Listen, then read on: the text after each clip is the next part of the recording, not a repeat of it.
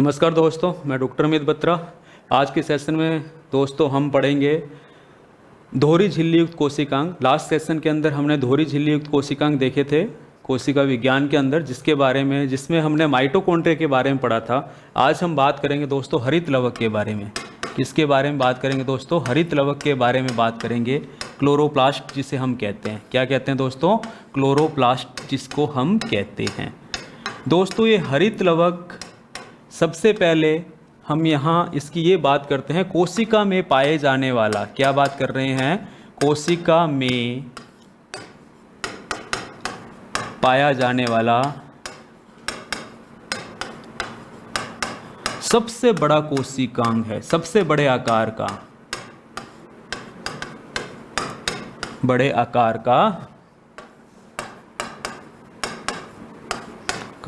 कोशिकांग है। तो अगर कोई आपसे पूछे कि सबसे बड़े आकार का कोशिकांग कौन सा है, तो आपको हमेशा याद रखना है साहब कौन सा है? हरित लवक है। हरित लवक सबसे बड़े आकार का कोशिकांग होता है, ये आपको याद रखना है। अब हम बात करें ये जो हरित लवक है कहाँ मिलता है, तो हमें यहाँ पर ये बात और याद रखनी है, पादप कोशिका की विशेषता है। किसकी विशेषता है? पादप कोशिका की विशेषता है। यानी कि ये कहाँ मिलेंगे? पादप कोशिका में मिलेंगे और कहीं नहीं मिलेंगे। और ये पादप कोशिका के अंदर पादपों के भाग को हरा रंग प्रदान करते हैं। क्या करते हैं? पादपों को हरा रंग प्रदान करते हैं।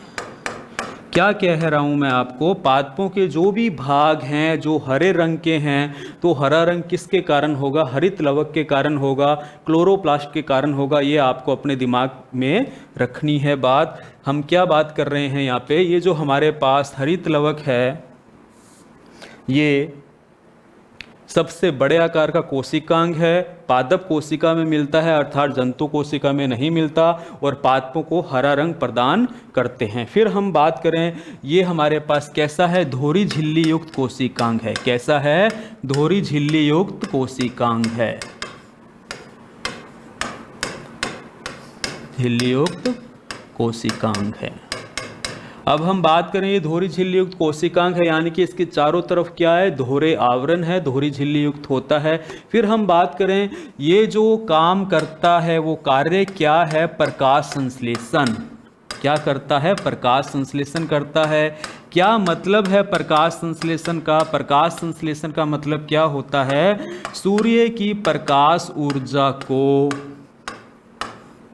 किस में बदला जाता है? रासायनिक ऊर्जा में बदला जाता है। ये रासायनिक ऊर्जा वास्तव में क्या है? भोजन है। क्या है? भोजन है। आप देखते हैं पेड़ पौधे प्रकाश संश्लेषण प्रक्रम के द्वारा भोजन का निर्माण करते हैं। तो ये भोजन का जो निर्माण कर रहे हैं, ये जो काम हो रहा है हरित लवक के द्वारा हो रहा है। ये जो हरित लवक है, सूर्य की जो किरणें होती हैं या सूर्य से जो प्रकाश निकलता है, उस सूर्य की किरणों को ये हरित लवक क्या करता है दोस्तों? अवशोषित करता है। क्या करता है? अवशोषित करता है सूर्य किरणों को। जो सूर्य ऊर्जा है उसका क्या करेगा? अवशोषण करेगा। और इस सूर्य ऊर्जा को, जिसको हम प्रकाश ऊर्जा भी कहते हैं, उसको किस में बदल दिया जाता है? रासायनिक ऊर्जा में बदल दिया जाता है। इसीलिए हम हरित लवक को प्रकाश संश्लेषी इकाई भी कहते हैं। अगर आपसे पूछे प्रकाश संश्लेषी इकाई है, तो आप क्या बोल देंगे? साहब हरित लवक है। क्या है? हरित लवक है। ये आपको अपने दिमाग में फिट करना है। प्रकाश संश्लेषी इकाई कौन सी होती है दोस्तों? हरित लवक होती है। क्लियर है? तो सबसे बड़ा कोशिकांग है, प्रकाश संश्लेषी इकाई है। कहाँ मिलती है? पादपों में मिलती है। पादपों का जो भी हरा रंग है किसके कारण है? हरित लवक के कारण है। अब हम इसकी संरचना की बात करते हैं दोस्तों। हरित लवक की संरचना कैसी होती है उसको थोड़ा सा हम समझने की कोशिश करते हैं। जो हरित लवक है दोस्तों, मैंने तुम्हें बताया है कैसा है? दोहरी झिल्ली युक्त संरचना है। कैसी है दोस्तों? दोहरी झिल्ली युक्त संरचना होती है। ये दोहरी झिल्ली युक्त संरचना कैसी होती है उसके बारे में हम पढ़ते हैं। ये हमारे पास दोस्तों किसकी संरचना है? हरित लवक की संरचना है। ये जो हरित लवक की संरचना है दोस्तों, हम बात कर रहे हैं धोरी झिल्ली युक्त है। अब इसमें आप ये देख रहे हैं, ये जो ग्रीन कलर का पार्ट्स बाहर दिख रहा है, ये क्या है दोस्तों? बाहरी झिल्ली है। क्या है ये? बाहरी झिल्ली है मेरे पास। और ये जो मेरे पास अंदर, ये जो आपको लाइन दिख रही है वाइट कलर की, जहां मैं रेड कलर का पेन डिनोट कर रहा हूँ, ये मेरे पास जो झिल्ली है, ये मेरे पास क्या है दोस्तों? आंतरिक झिल्ली है। ये क्या है? आंतरिक झिल्ली है। अब ये जो बाहरी झिल्ली है मेरे पास, ये जो मैंने ब्लैक पेन से मार्क किया, ये बाहरी झिल्ली है। ये जो बाहरी झिल्ली है और ये आंतरिक झिल्ली है, इसके बीच में ये जो स्पेस आपको दिखाई दे रहा है, या जो मैंने डार्क लाइन डिनोट की है, ये जो स्पेस होता है, ये क्या होता है? दो झिल्लियों के मध्य का अवकाश होता है। इसको कहते हैं अंतरकोशिकीय अवकाश। क्या बोलते हैं? अंतरकोशिकीय अवकाश बोलते हैं इसको। दो झिल्लियों के मध्य का अवकाश होता है। ये क्लियर है? अब हम बात करें यहाँ पर सबसे पहले हरित लवक के पार्ट्स की। हरित लवक जो है उसके अंदर देखिए ये गोल संरचना दिखाई दे रही है आपको। ये जो गोल संरचना है इसको हम क्या कहते हैं? थाइलेकोइड कहते हैं। क्या कहते हैं दोस्तों? थाइलेकोइड कहते हैं। हरित लवक के अंदर सिक्के के जैसी संरचना है। कैसी संरचना है? सिक्के जैसी संरचना है। ये जो सिक्के जैसी संरचना होती है इसको हम क्या कहते हैं? थाइलेकोइड कहते हैं। ये देखिए ये अलग अलग क्या है मेरे पास? थाइलेकोइड हैं। इस थाइलेकोइड के अंदर क्या होते हैं दोस्तों? अणु होते हैं। इन अणुओं को हम पर्णहरित कहते हैं। क्या कहते हैं दोस्तों? इन अणुओं को हम, ये जो अणु हैं इनको हम क्या कहते हैं दोस्तों? पर्णहरित अणु कहते हैं, क्लोरोफिल अणु कहते हैं। क्या कहते हैं? पर्णहरित अणु। मैंने तुम्हें क्या बताया? ये जो आंतरिक झिल्ली है इसके अंदर सिक्के की जैसी संरचना है जिसे क्या कहते हैं? थाइलेकोइड कहते हैं। और थाइलेकोइड के अंदर क्या है? पर्णहरित अणु है। ये पर्णहरित अणु ही क्या करता है? प्रकाश ऊर्जा अवशोषित करता है। क्या करता है? प्रकाश ऊर्जा अवशोषण करता है।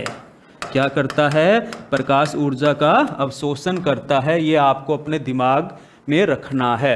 अब देखो यहाँ आप डायग्राम के अंदर देख रहे हैं ये बहुत सारे थाइलेकोइड एक के ऊपर एक जुड़े हुए हैं, यानी कि क्या बनता जा रहा है दोस्तों? समूह बनता जा रहा है। क्या बनता जा रहा है? समूह बनता जाता है। ये जो समूह होता है इस समूह को हम क्या कहते हैं? ये देखो थाइलेकोइड के यहाँ पे बहुत सारे क्या हैं? समूह हैं। थाइलेकोइड का समूह क्या कहलाता है? ग्रेनम कहलाता है। क्या कहलाता है दोस्तों? ग्रेनम। तो ग्रेनम के लिए आपको याद रखना है ये क्या है? थाइलेकोइड का समूह है। क्या है? थाइलेकोइड का समूह है। और इस थाइलेकोइड के अंदर क्या है? पर्णहरित है, जो क्या करता है? सूर्य की प्रकाश ऊर्जा को अवशोषित करता है। ये जो थाइलेकोइड का समूह है जिसको हम क्या कहते हैं? ग्रेनम कहते हैं। ये देखो ये बीच में आपस में जिससे जुड़ा हुआ है, ये जो जुड़ा हुआ पार्ट्स है इसको हम क्या कहते हैं? लैमेला। क्या कहते हैं दोस्तों? इसको हम क्या कहते हैं? लैमेला।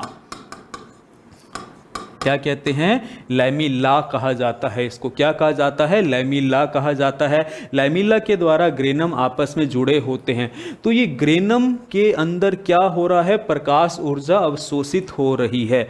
इसके अलावा इसके अंदर जो भी लिक्विड पदार्थ इसका आधात्री मिलता है, क्लोरोप्लास्ट के अंदर, हरित लवक के अंदर क्या मिलेगा? आधात्री मिलेगा। उस आधात्री को हम क्या कहते हैं? स्ट्रोमा। क्या कहते हैं? स्ट्रोमा। क्या कहते हैं दोस्तों? स्ट्रोमा कहते हैं, या हम कहते हैं आधात्री। क्या कहते हैं? आधात्री।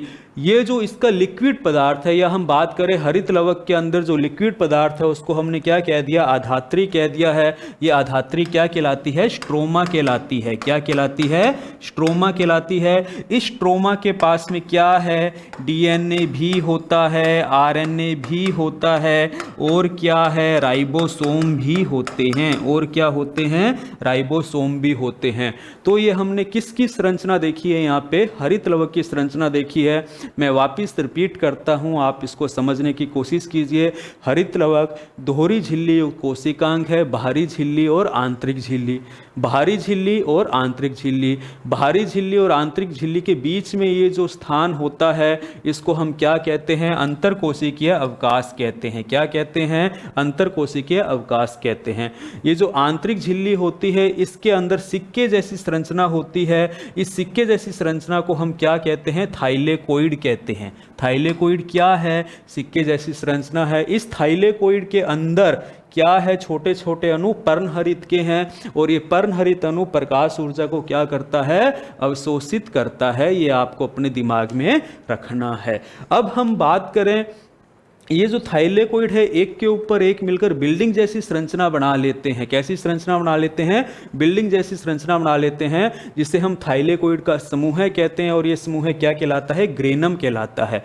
और थाइलेकोइड के अंदर जो अधात्री है, हरित लवक के अंदर जो लिक्विड है, उसको हम क्या कहते हैं? स्ट्रोमा कहते हैं। स्ट्रोमा के पास डीएनए, आरएनए और क्या होते हैं? राइबोसोम होते हैं। तो बेसिकली हमने क्या देखा? हमने ये देखा कि ये जो हमारे पास जो हरित लवक है इसके दो भाग हमने देखे हैं। कितने भाग देखे हैं? दो भाग हमने देखे हैं। एक तो हमने देखा है ग्रेना भाग और दूसरा हमने क्या देखा है? स्ट्रोमा भाग देखा है। एक हमने क्या देखा है? आधात्री, जिसको हमने क्या कहा था? स्ट्रोमा भाग कहा था। और इसके अंदर हमने क्या पढ़ा है? थाइलेकोइड पढ़ा है। क्या पढ़ा है? थाइलेकोइड। अब आपको याद रखना है प्रकाश कौन सा भाग अवशोषित करता है? तो पर्णहरित प्रकाश को अवशोषित करेगा। और पर्णहरित किसके पास है? थाइलेकोइड के पास। और थाइलेकोइड का समूह क्या बना रहा है? ग्रेना। तो यहां से याद रखना है, अगर हम बात करें प्रकाश कौन अवशोषित करता है? ग्रेना भाग। इसीलिए प्रकाशिक अभिक्रिया कहां होती है? ये अपने दिमाग में रखना, ग्रेना में होती है। ये आपको याद रखना है। और अप्रकाशिक अभिक्रिया कहां होती है? स्ट्रोमा में होती है। कहां होती है? स्ट्रोमा में होती है। ये आप अपने दिमाग के अंदर फिट रखेंगे। क्लियर है दोस्तों? अब हम छोटी सी बात यहाँ पे और करते हैं। ये जो स्ट्रोमा होता है दोस्तों, मैंने तुम्हें बताया इसके पास डीएनए भी है, आरएनए भी है और क्या है? इसके पास राइबोसोम है। क्या है?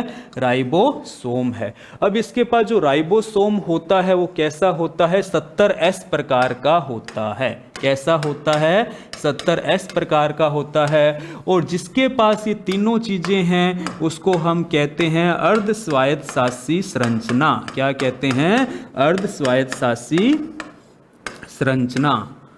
तो दोस्तों अर्ध स्वायत्तशासी संरचना का मतलब क्या होता है? मोस्ट इंपॉर्टेंट है, ये याद रखना। ये क्वेश्चन पूछा जाता है। कोशिका के अंदर लास्ट सेशन में हमने पढ़ा था माइटोकॉन्ड्रिया। माइटोकॉन्ड्रिया के पास भी ये था। तो माइटोकॉन्ड्रिया और हरित लवक दोनों क्या हैं? अर्ध स्वायत्तशासी संरचना है। अर्ध स्वायत्तशासी संरचना का मतलब ऐसे अंग जो विभाजित होकर संतति कोशिका को जन्म देते हैं। अर्थात ये मेरे पास हरित लवक है, ये अपने आप को विभाजित कर लेगा और दो हरित लवक बना देगा। जिस तरह से कोशिका विभाजित होती है उसी तरह से कोशिका के अंदर मिलने वाला ये अंग भी अपने आप को विभाजित करता है। और इनका विभाजित होना क्या है? अर्ध स्वायत्तशासी गुण को दर्शाता है। तो माइटोकॉन्ड्रिया और हरित लवक क्या है? अर्ध स्वायत्तशासी संरचना होती है। अब हम नेक्स्ट जो यहाँ पर टॉपिक की बात करेंगे वो हम बात करेंगे दोस्तों इकहरी झिल्ली युक्त कोशिकांग। किसकी बात करेंगे? इकहरी झिल्ली युक्त कोशिकांग। इकहरी झिल्ली युक्त कोशिकांग।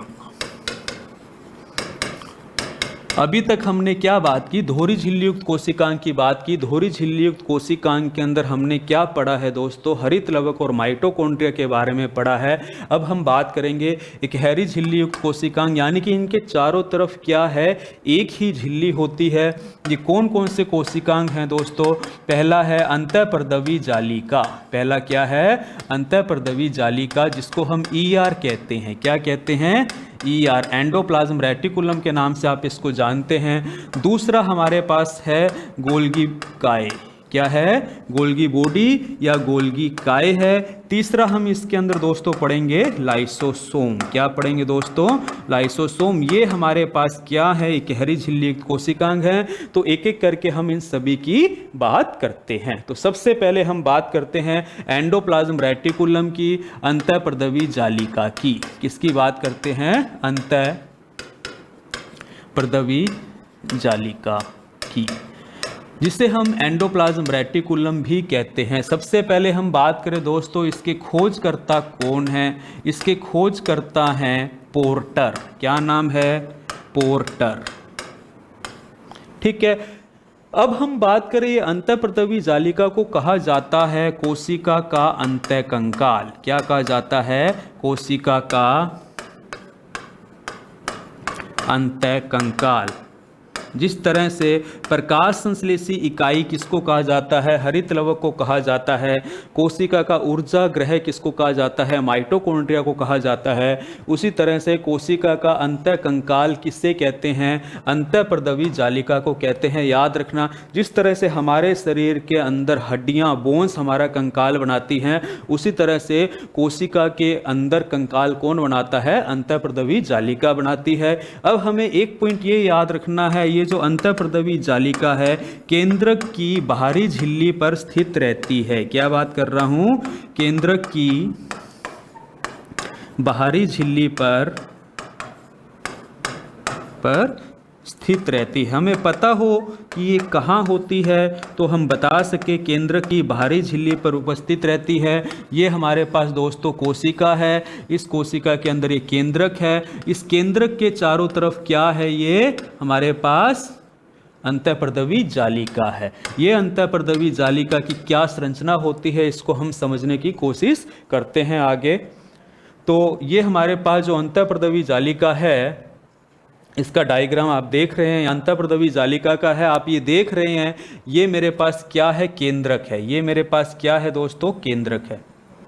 इस केंद्रक की झिल्ली के चारों तरफ ये देखो, ये मैंने क्या बना दिया है, जो रेड पेन से मैं डिनोट कर रहा हूँ, ये मेरे पास क्या बनती जा रही है? रेड पेन से जो डिनोट कर रहा हूँ, ये मेरे पास क्या है दोस्तों? अंतःप्रदवी जालिका है। ये क्या है मेरे पास? अंतःप्रदवी जालिका है। ये इस तरह से कहाँ तक फैलती है? कोशिका झिल्ली तक आगे फैली रहती है, इस तरह से ये जालिका। तो ये मेरे पास अंतःप्रदवी जालिका की संरचना है। ये जो अंतःप्रदवी जालिका है, यहाँ पर हम बात करें, ये जो मेरे पास अंतःप्रदवी जालिका है, ER है, इसके मेरे को 3 भाग मिलते हैं। कितने भाग मिलते हैं? 3 भाग मिलते हैं।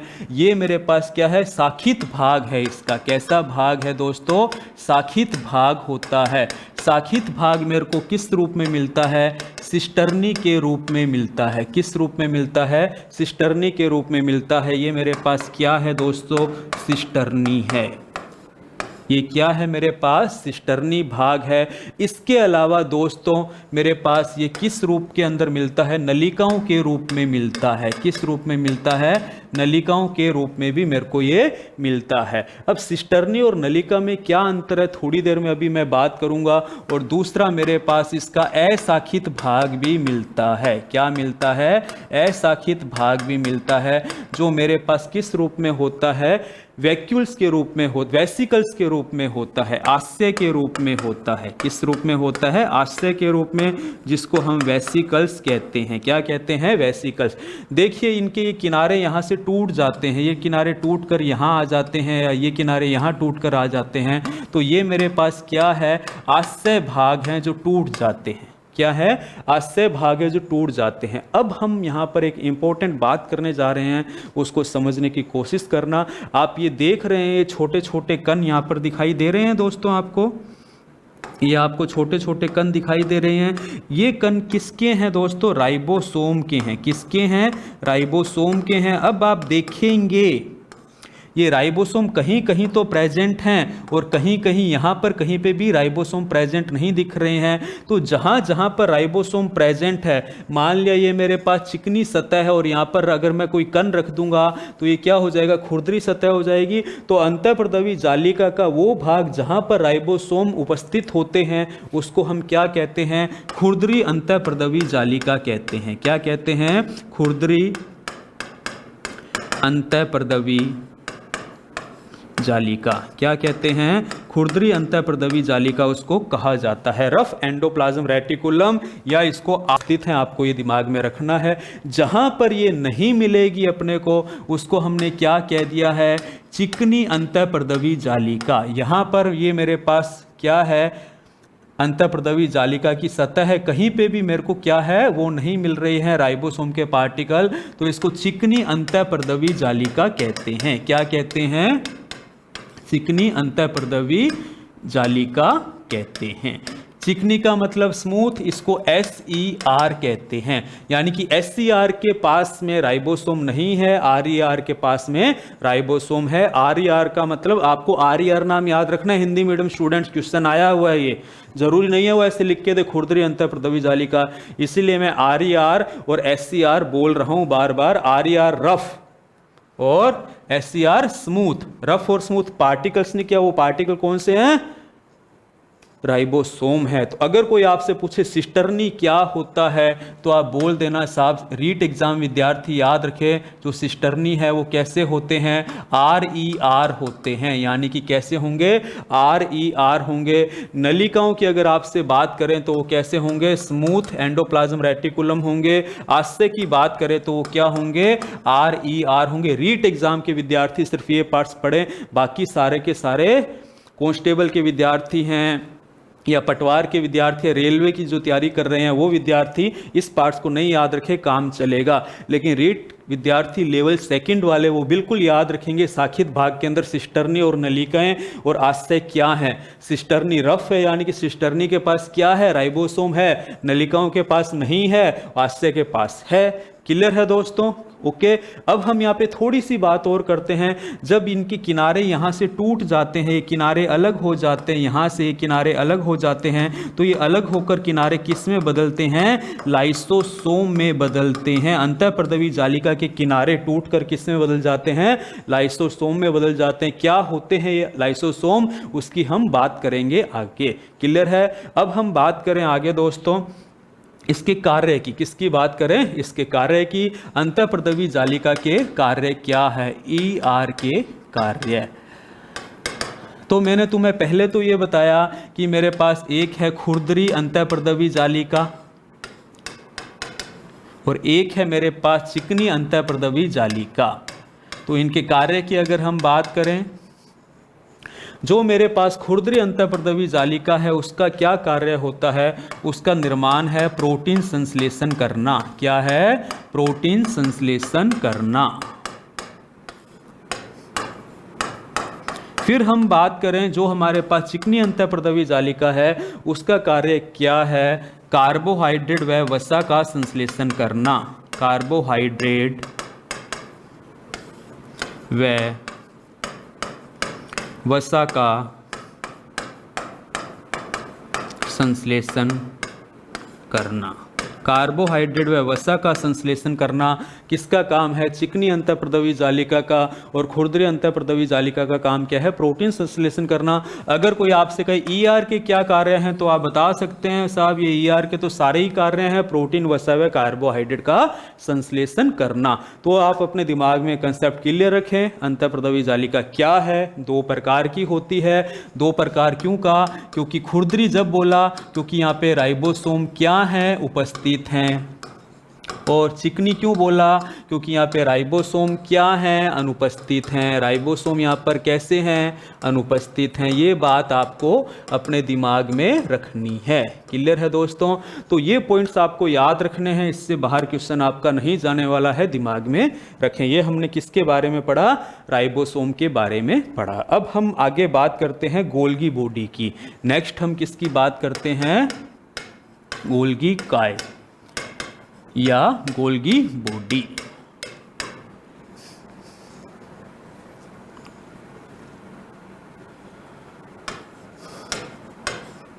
गोल्गी काय या गोल्गी बॉडी। सबसे पहले हम बात करें, इसके खोजकर्ता कैमिलो गोल्जी हैं। इसके खोजकर्ता कौन है दोस्तों? Camillo Golgi. ये याद रखेंगे, कौन है? Camillo Golgi. फिर हम बात करें, जैसे मैंने तुम्हें बताया अंतःप्रदवी जालिका को क्या कहा जाता है? कोशिका का अंतःकंकाल कहा जाता है। उसी तरह से गोल्जी गाय को कहा जाता है कोशिका का यातायात पुलिस। क्या कहा जाता है? कोशिका का यातायात पुलिस। अब देखो दोस्तों, traffic inspector of the cell, ये याद रखना ये वर्ड्स। देखो, यातायात पुलिस चौराहे पे जो खड़ा होता है वो क्या करता है? 100-500 रुपए लेता है? नहीं, बिल्कुल ऐसा नहीं है। वो क्या करता है? यातायात को नियंत्रित करता है कि भाई तुम रुक जाओ, तुम जाओ, तुम रुक जाओ, तुम जाओ, तुम रुक जाओ, इधर वाले जाओ, इधर वाले रुक जाओ, ये वाले जाओ। तो कहने का मतलब जितने भी व्हीकल्स आ रहे हैं उनके आवागमन को क्या कर रहा है? नियंत्रित करता है। उसी तरह से जब हम खाना खाते हैं, भोजन जब हम खाते हैं, तो हमारे भोजन के अंदर कार्बोहाइड्रेट भी है। हमारे भोजन के अंदर क्या क्या है दोस्तों? कार्बोहाइड्रेट भी होता है,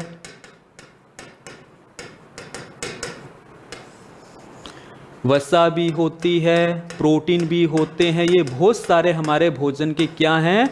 अवयव हैं। कौन सा भोजन का भाग कहाँ जाएगा? कार्बोहाइड्रेट आने के बाद कहाँ जाएगा? प्रोटीन आने के बाद कहाँ जाएगा? वसा आने के बाद कहाँ जाएगी? ये कौन बताता है? गोल्गी बॉडी बताता है। दूसरे शब्दों में कहें, कोशिका में अणुओं के आवागमन का नियंत्रण करता है। ये मोस्ट इंपॉर्टेंट लाइन है जो आपको अपने दिमाग में फिट कर लेनी है। कोशिका में अणुओं के आवागमन का नियंत्रण कौन करता है? गोल्गी बॉडी करता है। इसीलिए गोल्गी बॉडी को क्या कहते हैं? कोशिका का यातायात पुलिस कहा जाता है। क्लियर है? कंसेप्ट अपने माइंड के अंदर फिट रखें। अब हम बात करते हैं दोस्तों, ये जो हमारे पास गोल्गी काय है, इसकी संरचना की अगर बात करें तो अपने दिमाग में फिट कर लेना। इसकी जो संरचना है ER के समान है। इसकी संरचना कैसी रहती है? अंतःप्रदवी जालिका के समान संरचना है। क्या है? समान संरचना है। जिस तरह से दोस्तों अंतःप्रदवी जालिका के किनारे टूटते थे, उसी तरह से गोल्गी काय के किनारे भी टूटते हैं। इन गोल्गी काय और अंतःप्रदवी जालिका के किनारे टूटने से किसका निर्माण होता है? लाइसोसोम का निर्माण होता है। किसका निर्माण होता है? लाइसोसोम का निर्माण होता है। ये याद रखना है। अगेन मैं क्या कह रहा हूं आपको, गोल्गी काय की संरचना कैसी है? अंतःप्रदवी जालिका के समान है, लेकिन अंतःप्रदवी जालिका केंद्रक झिल्ली के ऊपर उपस्थित थी, जबकि गोल्गी काय कहाँ है? कोशिका द्रव्य में स्वतंत्र रूप से उपस्थित है। कोशिका द्रव्य में स्वतंत्र रूप से मिलता है, यानी कि किसी दूसरे के साथ सटा हुआ नहीं है, किसी दूसरे के साथ में व्यवस्थित नहीं है, स्वतंत्र रूप से उपस्थित है। कहने का मतलब मैं ये कहना चाहता हूँ, देखो बेटा, मैं ये कहना चाहता हूँ, ये मैंने कोशिका बना दी है। अगर कोशिका में केंद्रक के ऊपर ऐसी स्ट्रक्चर मिलती है तो वो किसकी है? अंतःप्रदवी जालिका की है। लेकिन स्वतंत्र रूप से अगर कोई ऐसी स्ट्रक्चर मिलती है तो किसकी है? गोल्गी काय की है। गोल्गी काय किसी दूसरे अंग के साथ में चिपका हुआ नहीं है, स्वतंत्र रूप से मिलता है। तो हमें याद रखना है, गोल्गी काय स्वतंत्र रूप से मिलता है। संरचना इसकी जरूर अंतःप्रदवी जालिका के समान है। अंतःप्रदवी जालिका हमेशा किसके पास मिलेगी? केंद्रक के पास मिलेगी। अंतःप्रदवी जालिका को कोशिका का अंतःकंकाल कहते हैं। उसी तरह से गोल्गी काय को कोशिका का क्या कहा जाता है? यातायात पुलिस कहा जाता है। फिर मैंने बताया इसकी संरचना बिल्कुल कैसी है दोस्तों? अंतःप्रदवी जालिका जैसी है। अब हम इसकी संरचना के बारे में थोड़ा सा देखते हैं। इसकी जो संरचना हमें दिखाई देती है, बिल्कुल नलिका के समान दिखाई देती है। ये जो नलिका जैसी संरचनाएं हमें दिखती हैं, इसको हम क्या कहते हैं? सिस्टर्नी कहते हैं। क्या कहते हैं? सिस्टर्नी कहते हैं। और ये गोल अलग से हमें जो संरचनाएं दिख रही हैं, इसको हम क्या कहते हैं? आस्य कहते हैं, वेसिकल्स कहते हैं। क्या कहते हैं? वेसिकल्स कहते हैं, या हम बात करें वैक्यूल्स कहते हैं। क्या कहते हैं? वैक्यूल्स कहते हैं। ये जो आस्य होते हैं, इनसे क्या निकलते हैं? स्रावित, कुछ केमिकल स्रावित होते हैं। क्या होते हैं? कुछ केमिकल स्रावित होते हैं। ये हमारे पास जो संरचनाएं दिखाई दे रही हैं आपको लंबी लंबी जुड़ी हुई, ये हमारे पास क्या है? सिस्टर्नी है। बस यहाँ पर राइबोसोम नहीं है। क्या है? राइबोसोम नहीं है। इसका अंदर का किनारा, क्या बात करें, अंदर की तरफ इसकी जो फेज होती है उसको सिस फेज कहते हैं। ये आप याद नहीं करें तो भी चलेगा, कोई दिक्कत नहीं है। और भारी फेज इसकी कैसी है? ट्रांस सतह है। कैसी है? ट्रांस सतह है। आपको बस अपने दिमाग में ये रखना है, ये संरचना किसके समान है? ER के समान है। कैसी है? ER के समान है। और इसको हमने क्या कह दिया है? ये अपने दिमाग में रख लेना, कोशिका का यातायात पुलिस। कोशिका का यातायात पुलिस। ये सारे के सारे हमारे पास अंतःप्रदवी जालिका पड़ा, गोल्गी पोडी पड़ा, ये हमारे पास क्या है? इकहरी झिल्ली युक्त क्या है? कोशिकांग है। अब इसके किनारे अगर यहाँ से टूटेंगे, धीरे धीरे ये किनारे टूटेंगे और इनके किनारे टूटने से आगे चल के ये किस में बदल जाएंगे? लाइसोसोम में बदल जाते हैं। किस में बदल जाते हैं दोस्तों? लाइसोसोम में बदल जाते हैं। आप ये याद रखेंगे। तो हमने ये किसके बारे में पढ़ा है? गोल्गी काय के बारे में पढ़ा है। अब हम बात करते हैं इकहरी झिल्ली युक्त अगला कोशिकांग, जिसे हम किस नाम से जानेंगे? लाइसोसोम के नाम से जानेंगे। देखिए दोस्तों, ये जो लाइसोसोम है, हम बात कर रहे हैं लाइसोसोम की। जो लाइसोसोम है, इसे क्या कहा जाता है? इसे कहा जाता है कोशिका की आत्मघाती थैली। क्या कहा जाता है? कोशिका की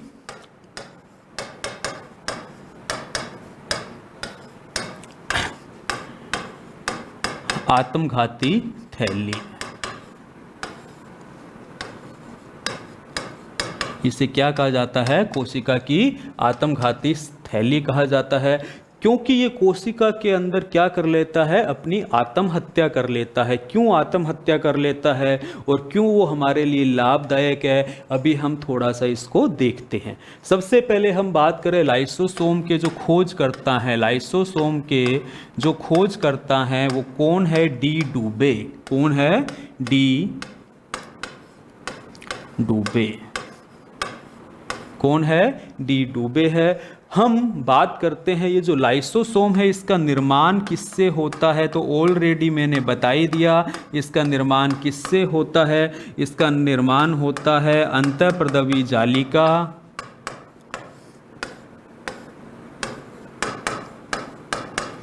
व गोल्गी बॉडी काय के किनारों के टूटने से होता है। किनारों के टूटने से होता है। हम क्या बात कर रहे हैं कि भाई इसका निर्माण कैसे होता है? तो इसका निर्माण हमें पता होना चाहिए। अंतःप्रदवी जालिका व गोल्गी काय के किनारों के टूटने से किसका निर्माण होता है? लाइसोसोम का निर्माण होता है। लाइसोसोम के लिए ये बात आपको याद रखनी है। इसे क्या कहा जाता है? कोशिका की आत्मघाती थैली कहा जाता है। अब हम बात करें यहाँ पे इस डायग्राम को समझने से पहले हम यहाँ पर बात करते हैं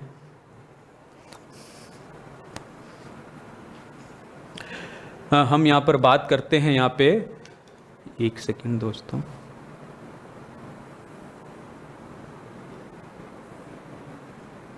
हाँ हम यहाँ पे बात करते हैं दोस्तों लाइसोसोम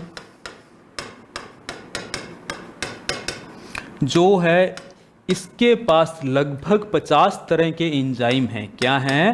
लगभग 50 तरह के एंजाइम हो। ये मेरे पास लाइसोसोम है, अभी हम समझते हैं थोड़ी देर के अंदर। 50 तरह के एंजाइम हैं इसके अंदर। क्या है? 50 तरह के एंजाइम उपस्थित रहते हैं। लाइसोसोम में कितने तरह के एंजाइम उपस्थित रहते हैं? लगभग 50 तरह के एंजाइम उपस्थित रहते हैं। फिर हमें ये बात याद रखनी है, ये सारे के सारे एंजाइम, ये मोस्ट इंपॉर्टेंट पॉइंट है कि ये सारे के सारे एंजाइम अम्लीय प्रकृति के होते हैं। किस प्रकृति के हैं? अम्लीय प्रकृति के होते हैं। अम्लीय प्रकृति क्या होती है? ऑलरेडी आपको पता होगा, एसिडिक पीएच जो कहाँ होंगे? अम्लीय पीएच पर काम करते हैं। ये हमारे पास कोई भी सॉल्यूशन है, अगर उसकी पीएच 7 से कम है तो हम उसको क्या कहते हैं? एसिड कहते हैं। क्या कहते हैं? अम्लीय प्रकृति कहते हैं। अगर पीएच 7 से ज़्यादा है तो उसको हम क्षारीय पीएच कहते हैं। क्या कहते हैं? और अगर 7 है तो उसको हम क्या कहते हैं? उदासीन कहते हैं। क्या कहते हैं? उदासीन, न्यूट्रल। ये एसिड है, ये बेस है, और ये क्या है? न्यूट्रल है। तो जो हमारे पास लाइसोसोम है, इसमें जो 50 तरह के एंजाइम हैं वो सारे के सारे कैसे हैं? अम्लीय प्रकृति के हैं। यानी कि इनकी पीएच कैसी होती है? रीट एग्जाम के विद्यार्थी याद रखें, ये कौन सी पीएच पर कार्यशील हैं? पीएच 5 पर कार्यशील है। और पीएच 5 का मतलब क्या है? वो एसिडिक नेचर के हैं। कैसे हैं? एसिडिक नेचर के हैं। ये जितने भी एंजाइम होते हैं दोस्तों, यहाँ पर बात करें, ये जितने भी हमारे पास एंजाइम होते हैं, ये सारे के सारे एंजाइम्स क्या होते हैं? भोजन के जो अवयव हैं उनको क्या करते हैं? पाचित करते हैं। जैसे कार्बोहाइड्रेट को पाचन करने वाले कार्बोहाइड्रेडेज एंजाइम, कार्बोहाइड्रोडेज एंजाइम्स होते हैं। प्रोटीन का पाचन करने वाले प्रोटीएज एंजाइम्स होते हैं। वसा का पाचन करने वाले लाइपेज एंजाइम्स होते हैं। ये सारे के सारे क्या करते हैं? वसा का पाचन करते हैं। ये प्रोटीन का पाचन करते हैं और ये कार्बोहाइड्रेट का पाचन करते हैं। तो कहने का मतलब ये इस तरह के इसके अंदर खूब सारे एंजाइम होते हैं जो भोजन के विभिन्न विभिन्न अवयवों का क्या करते हैं? पाचन करते हैं। आपको ये याद रखना है, ये सारे के सारे कैसे हैं? अम्लीय प्रकृति के हैं। अब दोस्तों जैसे जैसे ये पाचन करते हैं, जैसे जैसे ये लाइसोसोम है, जैसे जैसे ये पाचन करेगा तो इसमें अपशिष्ट पदार्थ के रूप में क्या बनेगा? जल बनेगा। ये जल है वेस्ट रूप के अंदर बन रहा है। जैसे जैसे इसके अंदर जल इकट्ठा होता जाएगा, इसका आकार क्या होता जाएगा? बढ़ता जाएगा। जैसे जैसे ये पाचन करता रहेगा तो वेस्ट मटेरियल के रूप में, अपशिष्ट पदार्थ के रूप में जल बनता जाएगा। और एक कंडीशन ऐसी आएगी कि ये क्या हो जाएगा? फट जाएगा और ये जल बाहर आ जाएगा। तो ये क्या हुआ? मर गया है, अपना सुसाइड कर लिया। कैसे सुसाइड हो गया? इन सब का पाचन करते करते, इन सब का पाचन कर रहा है तो जल बन रहा है। जैसे घर में हम खाना बनता है तो कचरा भी तो होता है, उस कचरे को हम डस्टबिन में डाल देते हैं, फिर उसे हम बाहर फेंक देते हैं। तो उसी तरह से जब ये पाचन हो रहा है तो अपशिष्ट पदार्थ के रूप में कचरा बन रहा है, जिसे हमने क्या कर दिया है? बाहर फेंक दिया है। क्लियर है? तो ये कंसेप्ट हमें यहाँ पर समझना है। और जैसे जैसे जल इसमें भरता जाएगा, फट जाएगा। इसी को हम क्या कहते हैं? आत्महत्या कर लेना। क्या कहते हैं दोस्तों? आत्महत्या कर लेना। क्लियर है?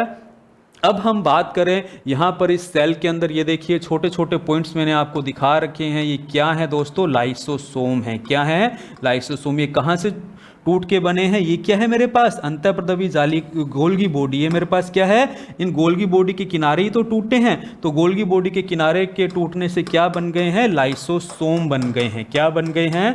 लाइसोसोम बन गए हैं। और ये मेरे पास क्या था? ये मेरे पास एंडोप्लाज्म रेटिकुलम थी, येलो कलर की। इसके भी ये जो यहाँ से किनारे टूटेंगे वो क्या बन जाएंगे?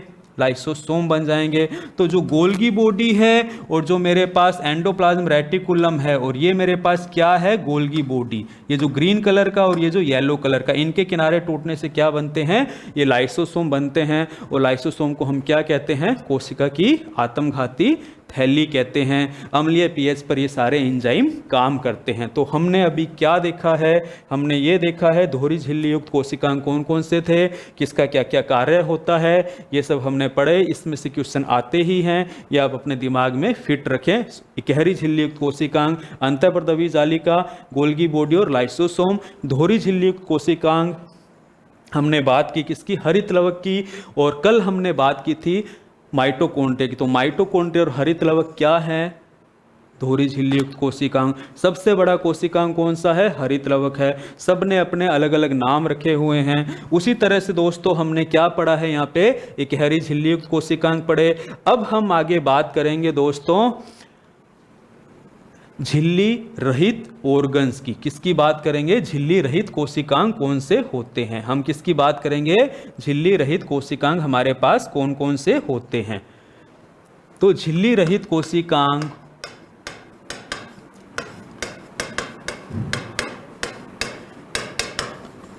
हमारे पास दो हैं। कितने हैं? दो हैं। एक तो है दोस्तों राइबोसोम। क्या है? राइबोसोम। और दूसरा मेरे पास है दोस्तों तारककाय। यानी कि इनके चारों तरफ कोई भी झिल्ली नहीं होती है। अब हम बात करेंगे राइबोसोम की।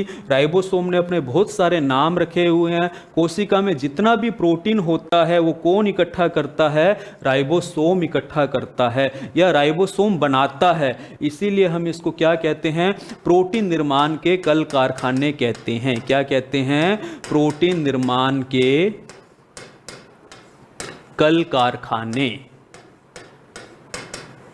ये राइबोसोम प्रोटीन का निर्माण करते हैं, इसीलिए इनको क्या कह दिया? प्रोटीन निर्माण के कल कारखाने कह दिया। ये अपने दिमाग में रखना। और भी हम इनको अलग अलग नाम से जानते हैं। अभी हम बात करेंगे थोड़ी देर में। तारककाय क्या है? तारककाय के लिए याद रखेंगे दोस्तों, ये केवल और केवल किस में होगा? जंतु कोशिका में उपस्थित है। कहाँ है? जंतु कोशिका में उपस्थित है। यानी कि पादप कोशिका में ये नहीं होता है। पादप कोशिका में अनुपस्थित। पादप कोशिका में ये नहीं मिलता है। आप अपने दिमाग के अंदर इसको फिट कर लें। पादप कोशिका और जंतु कोशिका में एक अंतर क्या है? तारककाय का है, जो आपको दिखाई दे रहा है। जिस तरह से राइबोसोम प्रोटीन का निर्माण करता है, तारककाय क्या करता है? कोशिका विभाजन में सहायता करता है। क्या करता है? कोशिका विभाजन में सहायता करता है। क्लियर है? एक एक करके हम इनकी बात करेंगे। अब इनके अलावा एक हमारे पास होता है केंद्रक। केंद्रक भी धुरी झिल्ली युक्त इकाई है। अब केंद्रक आप कहेंगे सर आपने पहले क्यों नहीं पढ़ाया? हरितलवक और माइटोकॉन्ड्रिया के साथ इसलिए नहीं पढ़ाया क्योंकि केंद्रक कोशिका का अंग नहीं है। बार बार ये क्वेश्चन पूछा जाता है। कोशिका में उपस्थित अंगों धुरी झिल्ली युक्त कोशिकांग, धुरी झिल्ली युक्त कोशिका में उपस्थित कोशिकांगों की संख्या है। तो हम वहाँ पे क्या कर देते हैं? हरितलवक सोच लेते हैं, माइटोकॉन्ड्रिया सोच लेते हैं और केंद्रक भी सोच लेते हैं और आंसर 3 लिख देते हैं, जबकि 3 आंसर है ही नहीं, 2 हैं। केंद्रक कोशिका का नियंत्रण कक्ष है, कोशिका का कोशिकांग नहीं है, इसलिए केंद्रक को हम अलग से पढ़ते हैं। आनुवंशिक पदार्थ रखता है कोशिका का। कल की क्लास में हम केंद्रक के बारे में पढ़ेंगे और इन सब के बारे में एक एक करके पढ़ेंगे। आप इसको याद रखें, कम से कम इसी में से ही आपका क्वेश्चन आने वाला है। रीट के विद्यार्थी, पटवार के विद्यार्थी, कांस्टेबल के विद्यार्थी या डिफरेंट आरआरबी के जो एग्जाम होते हैं, इससे बाहर आपकी साइंस नहीं जाने वाली है। नेक्स्ट मैं आप लोगों से यही कहना चाहूँगा, हमारे मीजेक के यूट्यूब चैनल को आप लगातार सब्सक्राइब करते रहें दोस्तों, और नए अपडेट्स लेने के लिए प्रेस आइकॉन बटन को प्रेस कीजिए और अपने मित्रों को ज़्यादा से ज़्यादा हमारे चैनल के बारे में बताइए ताकि ज़्यादा से ज़्यादा उनको इसका फ़ायदा पहुँचे दोस्तों। थैंक यू दोस्तों।